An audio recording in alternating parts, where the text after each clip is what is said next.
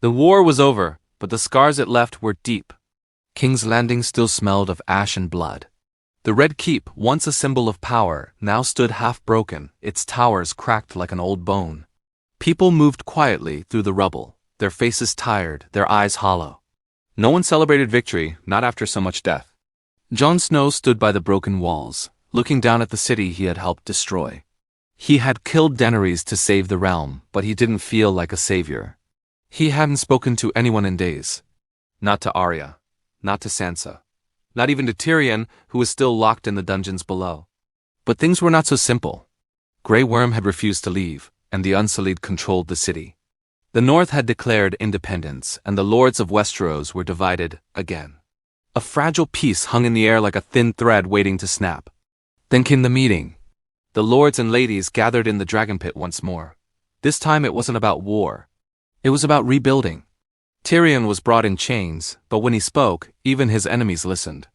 "We need a council, not a king," Tyrion said. "But if there must be one, let it be someone who knows the cost of power. Someone who doesn't want it." All eyes turned to Jon Snow, but he shook his head. "I killed the queen. I cannot rule." Then, to everyone's surprise, Daenerys walked in, alive. She was weak, her face pale, a scar across her chest where Jon's blade had pierced her. "Drogon saved me," she said softly. "Took me east, I healed. And now I'm back not to rule by fire, but to make peace." Silence. Shock. And then chaos. Some called her a demon, others knelt. But Jon stepped forward, unsure what to feel. He had killed her. She should hate him. But she didn't. "You were right," she told him. "I was becoming what I hated. I saw it too late. But now I want to fix it. With you, with Tyrion." Tyrion looked stunned. "You forgive me?" "I betrayed you." "I forgive you both," she said.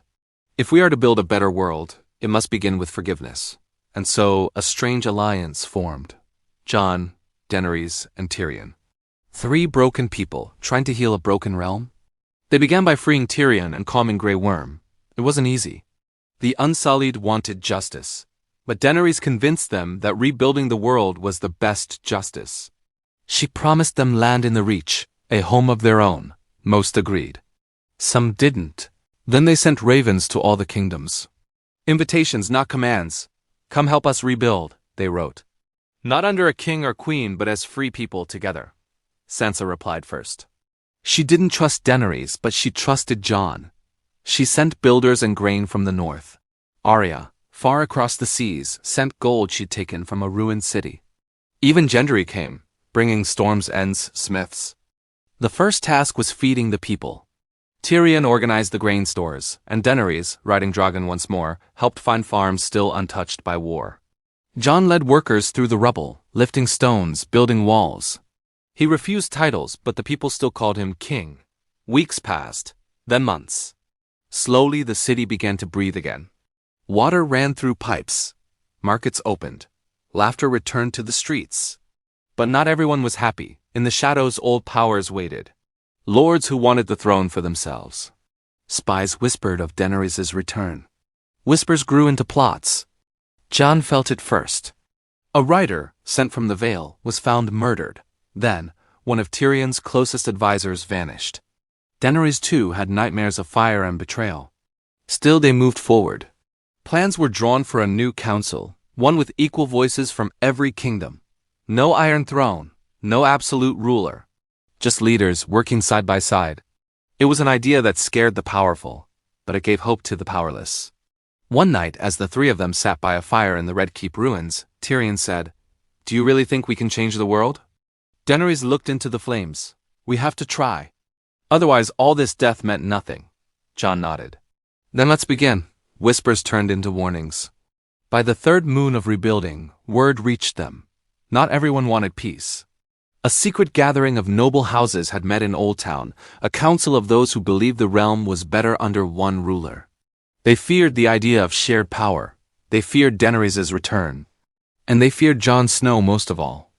"They call you the queen that rose from fire, and him the king that rose from death," Tyrion muttered one evening, tossing down a scroll.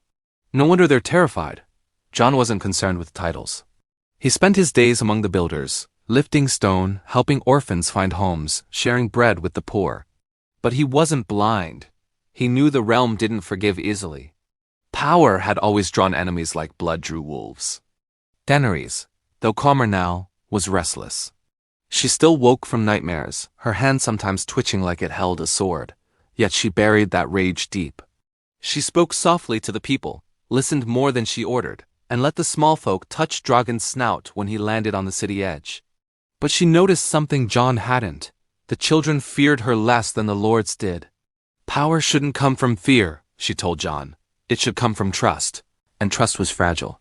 One evening, a message arrived from Dorne. A young prince offered support, but only if Daenerys married into his line. Tyrion laughed.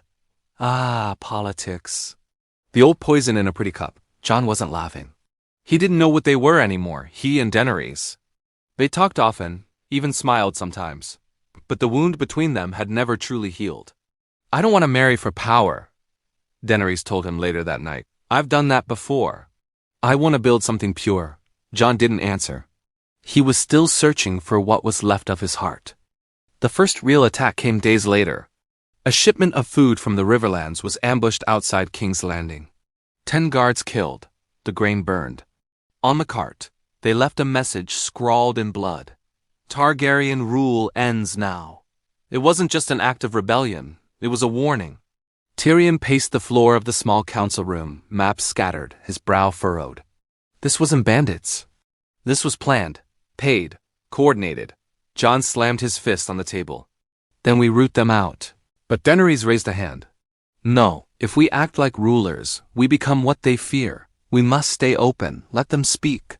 Let them gather. And then, we show them what we're building, Tyrion scoffed. You want to fight rumors with kindness? I want to fight fire with water, she said calmly. Violence got us here. We can't use it to move forward. Still, Jon didn't sleep that night.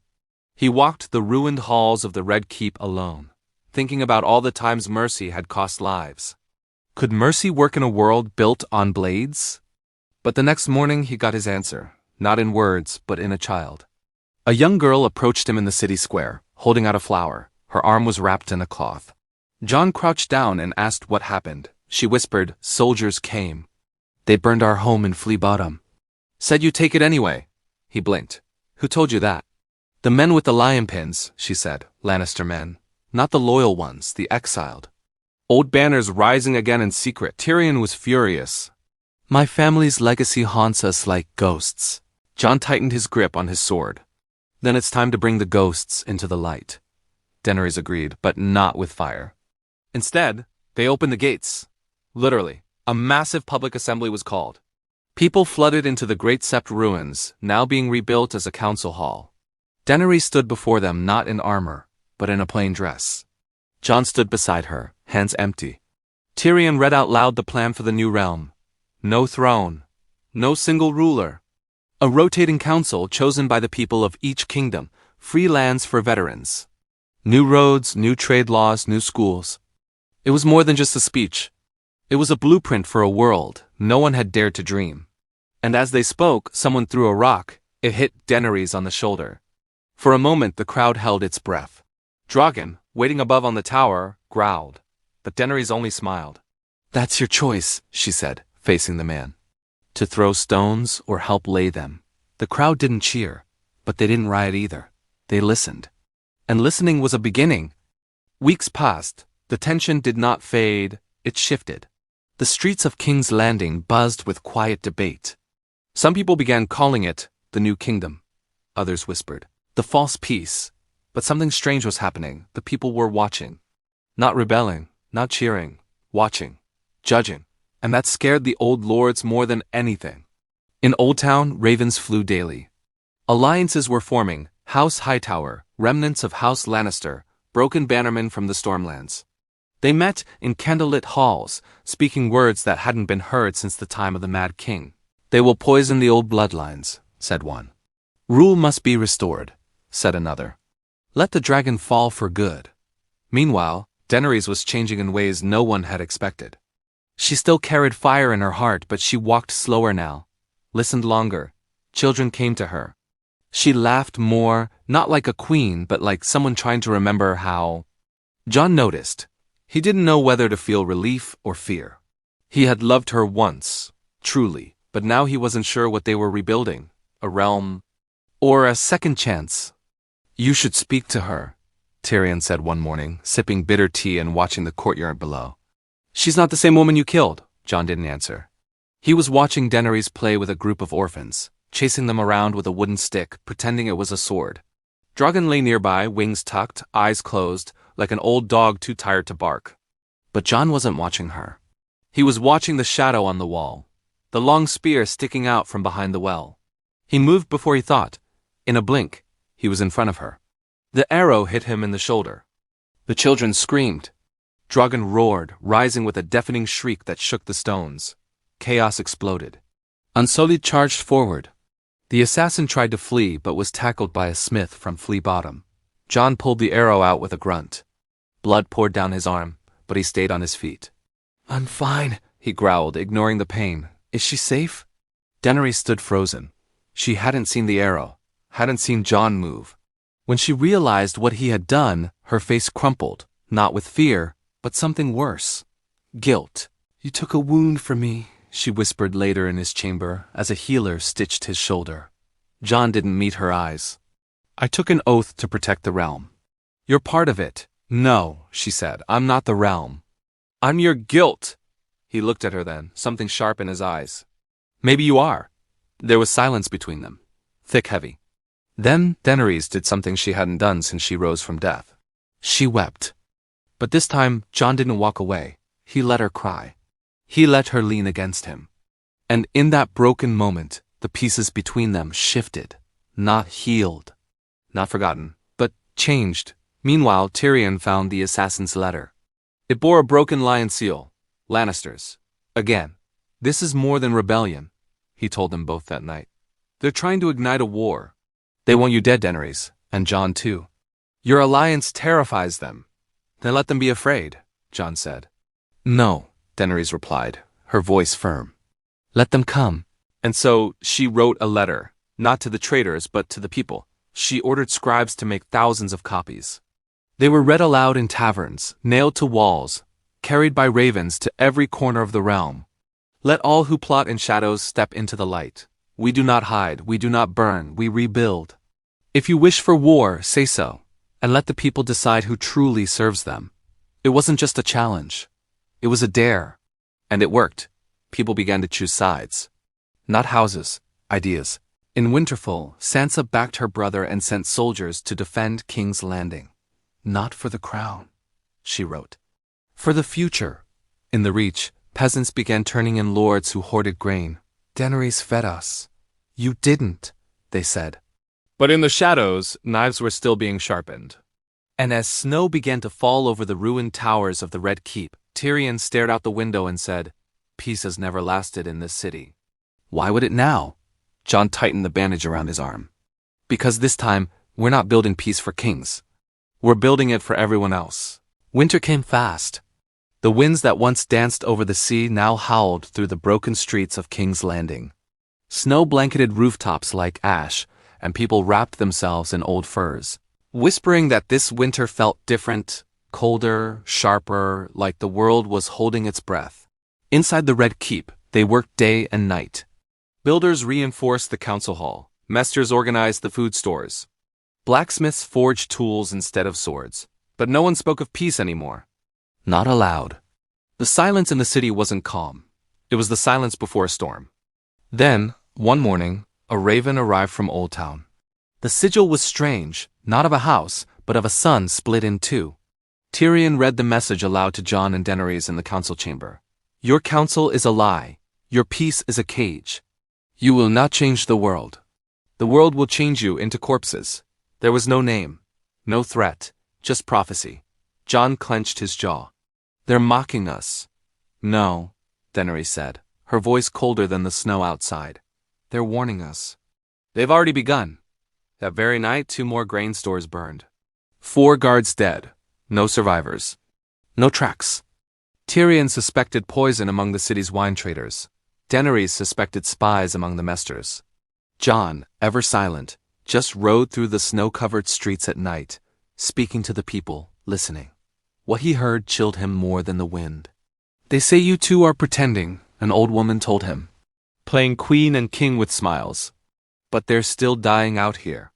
Jon gave her a loaf of bread from his satchel, but her eyes stayed bitter. Even the people were starting to forget. That's when Daenerys made a choice. She left the castle. No guards, no dragon. Just a dark cloak and simple boots. She walked through the streets alone. People gasped. Some bowed.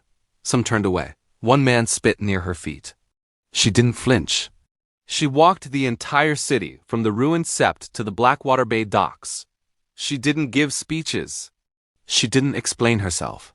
She listened. At night she returned to the keep, her hands cold, her cloak wet with slush. "They're losing faith," she said quietly to Jon. He nodded. "Because they don't know what we're fighting anymore." Daenerys stood in front of the old iron throne room, now empty, the melted throne long gone, just stone and shadow. "We're fighting ghosts," she whispered. "And ghosts don't bleed." But that changed when Tyrion found the spy. It was a servant boy, barely 12. Sent from the Reach, raised in a loyalist household. Paid in silver to poison the food carts that went to the poorest parts of the city. When they questioned him, he cried.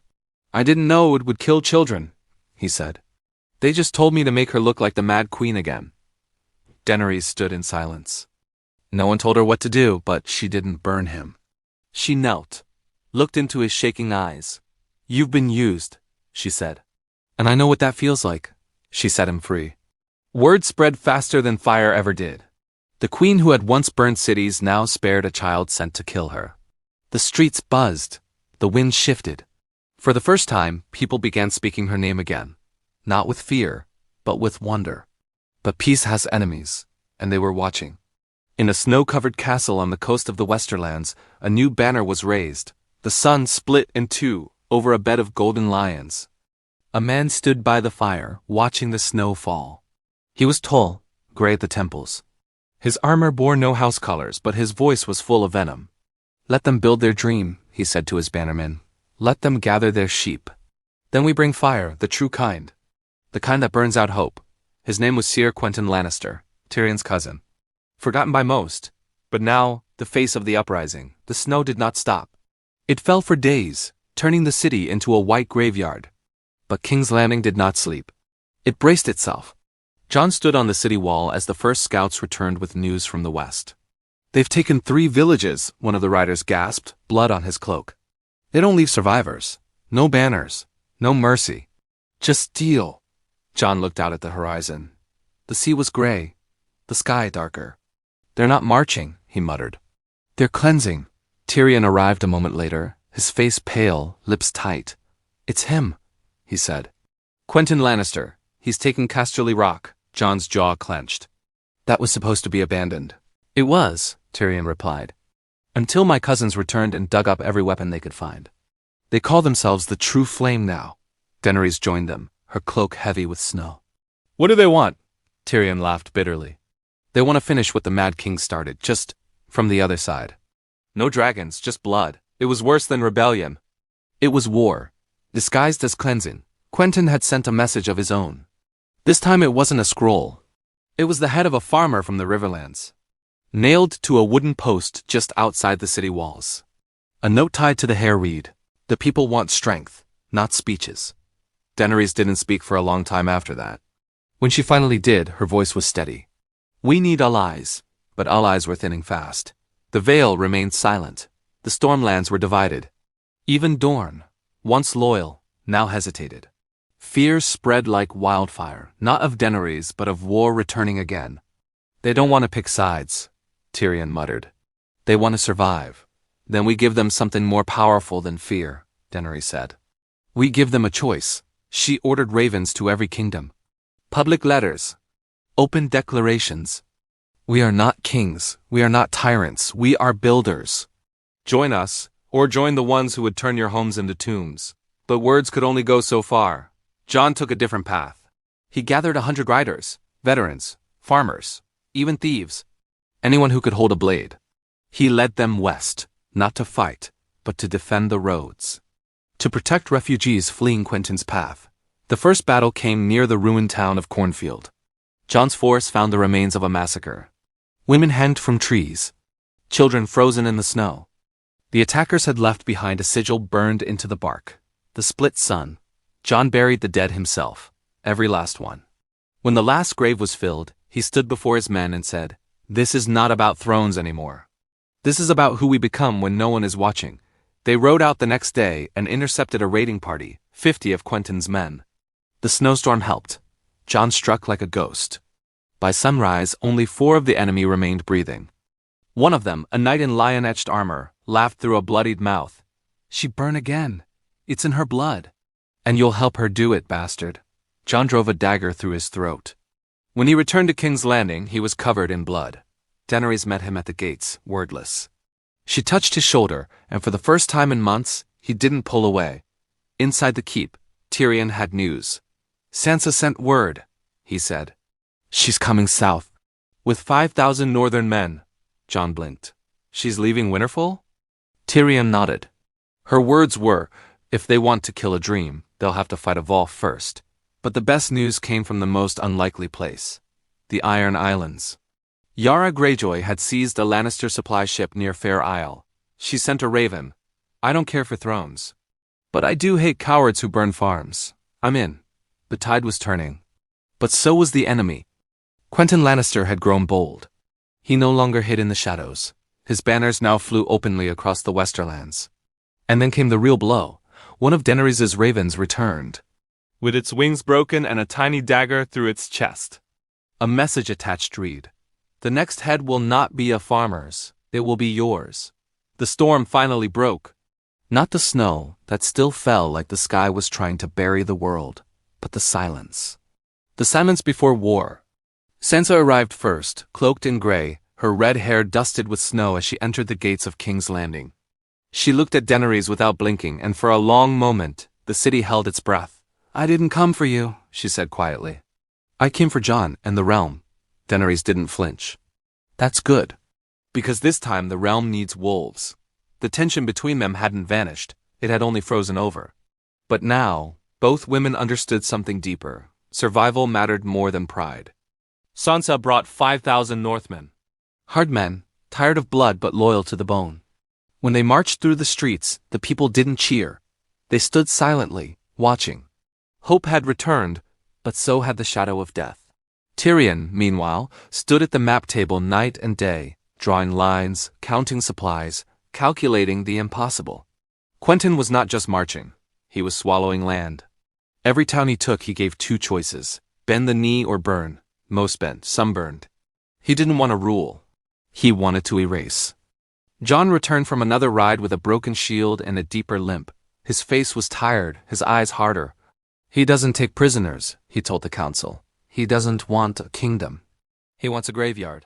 They had one advantage left: time. So they built. The streets of King's Landing became fortresses. Every wall reinforced. Every sewer sealed. Every tower manned. And then Daenerys did something no one expected.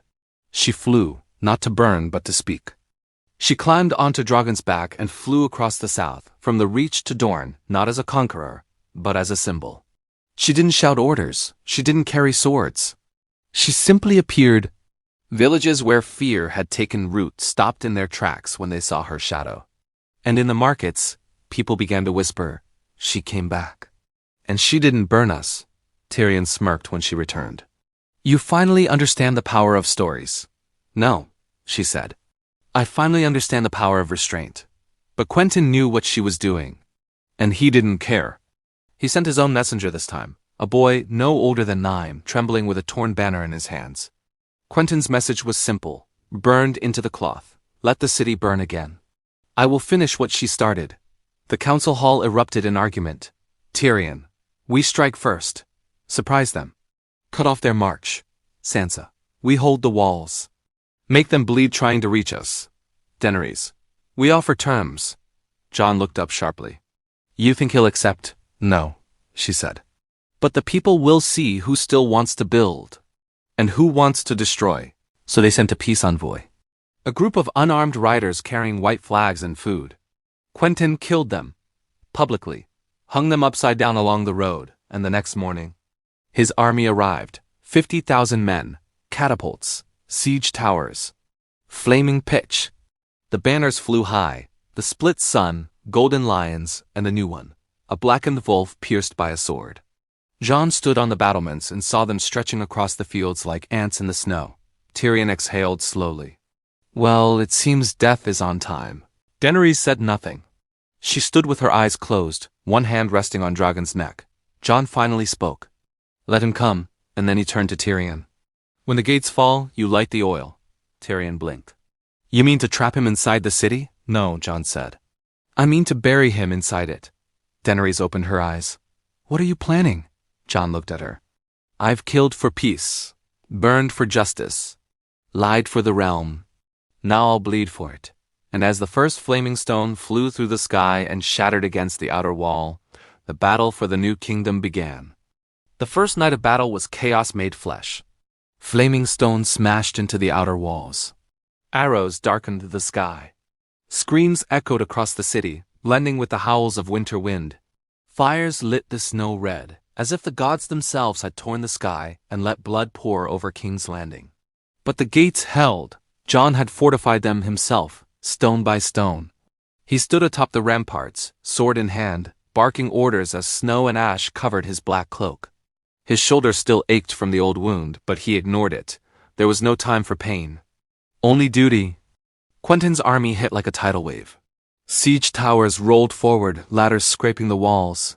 His soldiers climbed, shouted, stabbed, only to be thrown back by boiling oil and volleys of spears from the Northmen. The Unsullied, and even the common folk. Women fought beside soldiers, farmers beside knights. This was not the war of kings. This was the war of the people.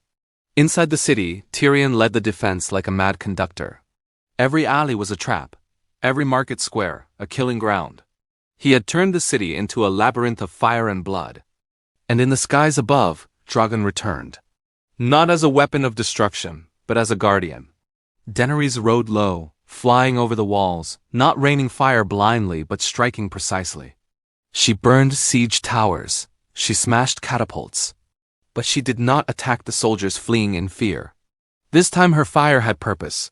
But Quentyn, he did not fear dragons. He craved them. At dawn his trumpets blew again. But this time, his vanguard carried something different. Massive crossbows crafted in secret, hidden under cloaks. Scorpions. One bolt flew past Drogon's wing, missing by inches. The second struck. Drogon shrieked, the sound splitting the sky. He staggered in the air, nearly falling, but Daenerys held tight, whispering to him in high Valyrian. He didn't crash, but he couldn't fly high anymore. They landed in the square near the Red Keep. Mesters rushed forward. Blood leaked from Drogon's shoulder, steaming in the snow. He'll live, Daenerys said through gritted teeth. But he won't fly again today. Jon arrived then, armor dented, face streaked with ash. He did enough, he said, then looked at her. Now it's our turn. By midday, Quentyn had breached the outer gate. His soldiers poured into the city, not disciplined, not marching, but tearing everything apart. Looters, killers, fanatics. Daenerys stood on the steps of the council hall as they charged. She didn't run. She didn't command Drogon. She raised a white banner. Lay down your arms, she shouted. You were lied to. They didn't stop, but one man, just one, dropped his sword. Then another. Then a third. Tyrion watched from above, eyes wide.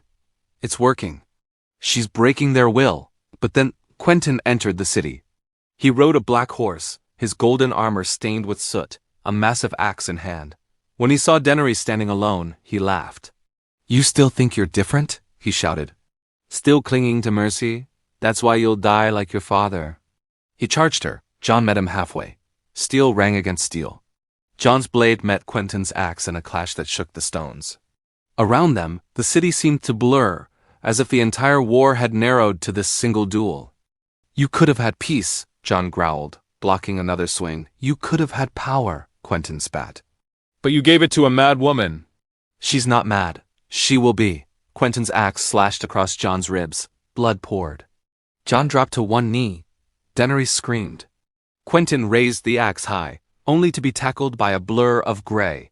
Ghost. The direwolf leapt, teeth sinking into Quentyn's shoulder. He screamed, stumbled, and Jon rose with a roar, driving Longclaw through Quentin's chest. The axe fell. So did Quentin. His blood soaked the snow like ink in paper. The silence that followed was louder than the battle itself. The true flame broke. Their leader dead, their lies exposed, they fled. Some surrendered. Some ran into the alleys, never to be seen again. The city didn't cheer. There were no banners raised, no songs sung, just relief and exhaustion. Jon collapsed on the steps. Daenerys caught him, cradling his head as the snow turned pink around them. "You came back," she whispered.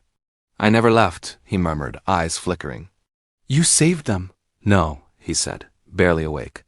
"We did." Tyrion stood nearby, arms crossed, face unreadable. Behind him, Sansa watched, a look of cautious pride in her eyes. Peace had come, not with fire, not with crowns, but with blood, restraint, and the will to keep trying.